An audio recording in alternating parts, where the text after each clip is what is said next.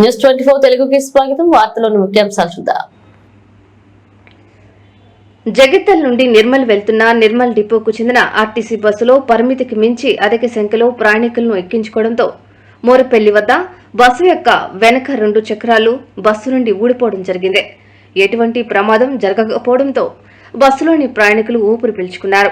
పరిమితికి మించి ప్రయాణికులను బస్సులో ఎక్కించుకున్న బస్సు డ్రైవర్, కండక్టర్ పై ప్రయాణికులు ఆగ్రహం వ్యక్తం చేస్తున్నారు.